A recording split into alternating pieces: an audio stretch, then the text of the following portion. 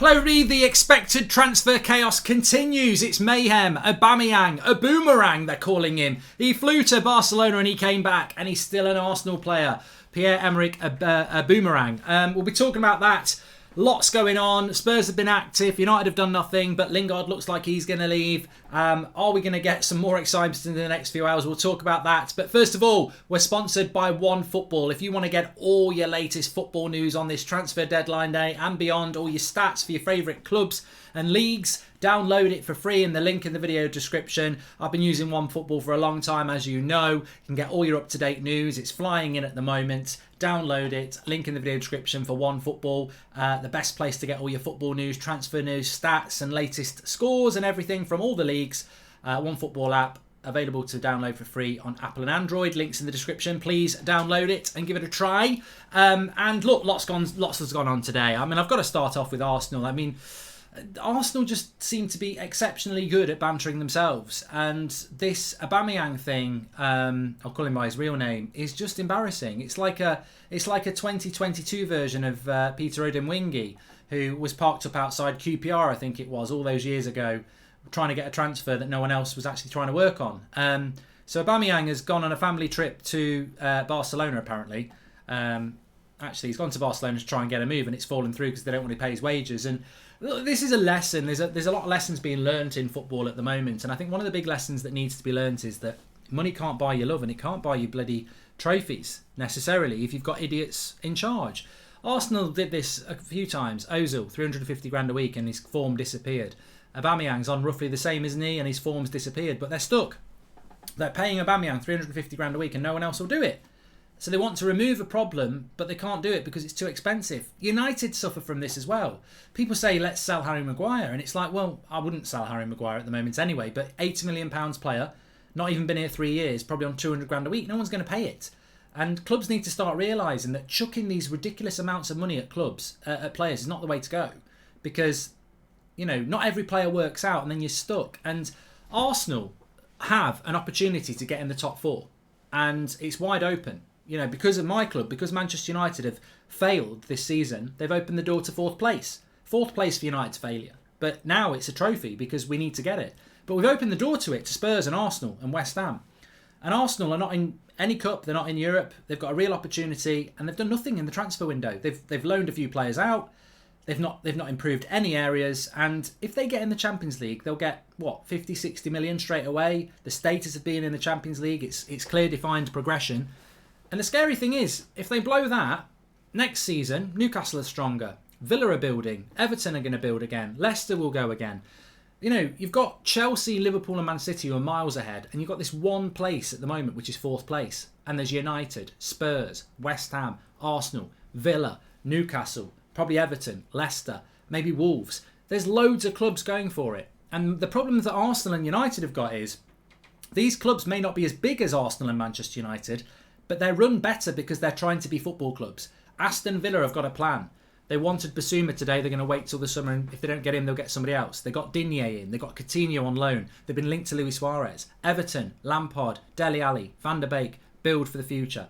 Newcastle, buy.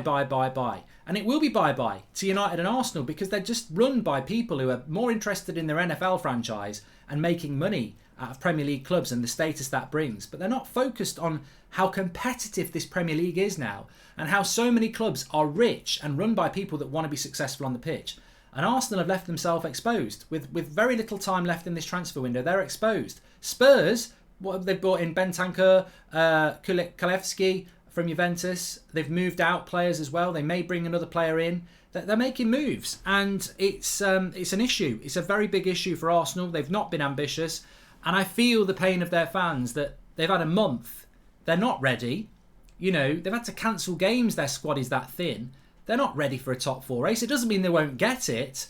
You know, United could get top four, but it's not because of how hungry or ambitious they've been in January. It'll be because they get away with what they've got now.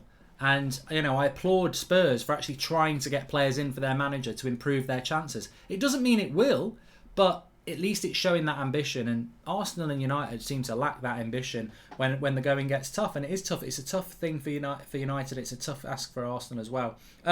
Lingard will leave Manchester United, as we know, to Newcastle. Another good signing for them. I think Newcastle are nailed on to stay up now. The business they've done and the manager, I think they'll stay up. And that's pretty much where we're at. I mean, the Dele Alli to Everton thing was very surprising. I don't know what you think about that. I don't personally rate Dele Alli. I think he's a bit of a Jesse Lingard, but I think Lingard's better. I think Dele Alli had a good period of time where he scored some good goals, but when a career disappears off a cliff like that, you've got to question the mentality of the footballer and what his real interest is in being a footballer. Is he a party boy? Is he just not focused? Is he, just inconsistent as a footballer? I think the deal for Everton's a good deal. It's a free transfer, and then it goes up to 10 million if he plays 20 games. But the fact that he might not play 20 games, then it's a weird deal. But Lampard obviously sees something he can get out of Dele Alli, and it's a new start for Dele Alli, and be interesting to see how that pans out. But it's good business, and Everton don't really lose anything if it doesn't work out. If he's crap for 18 games, just don't play him game 19, 20, I suppose. So, but I do feel that there's something going to go on in these last few hours. I do feel that there's another big deal to be done, and that Dele Alli is probably the most surprising deal of the day. But it shows you that things can happen at midday. No one was talking about Everton and Dele Alli. 3:30, it's a deal done. So I think that there is still a deal or two to be done late in this window. I certainly think Spurs want to be active. Maybe Arsenal still will be active. It's very quiet around them. They've left it very late. And, Dembele's still floating around, isn't he? Dembele is still floating around. Fell through with PSG. Chelsea been mentioned about him. I think United fans want us to be interested in him, but I'm not so sure that we should be. I think from Chelsea's point of view, Tuchel has managed him before, I think I'm right in saying. So there's a relationship there. I don't know why Chelsea wants another winger, but, Chelsea probably can risk it more than United can.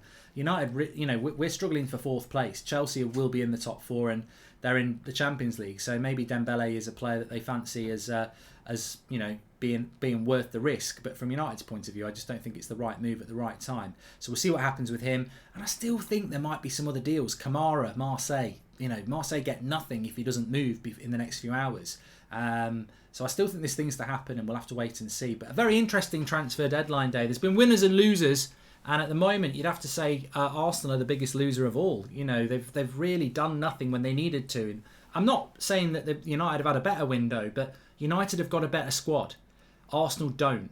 In the race for 4th, we have got Varane, Bruno, Pogba's coming back, Ronaldo. We've got a very, very good squad. It's got its weaknesses in the midfield, but there is a squad. At Arsenal, there's not a lot of squad. You've got Lacazette and Nketiah, and the most important thing in getting points is scoring goals. And are they going to score enough goals at Arsenal? I just think they've left themselves a little bit short at this moment in time.